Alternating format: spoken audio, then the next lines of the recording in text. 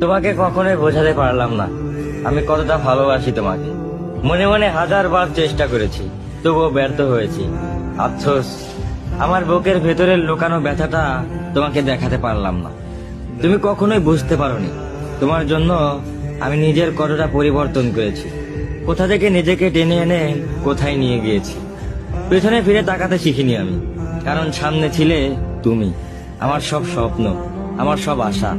চোখ খোলার পর প্রতিটি ভোরে তোমাকেই খুঁজেছি, তোমার প্রতিচ্ছবিকে ভালোবেসেছি এমন ভাবে যেমন একজন পথহারা মানুষ হঠাৎ আলো খুঁজে পেলে আঁকড়ে ধরে।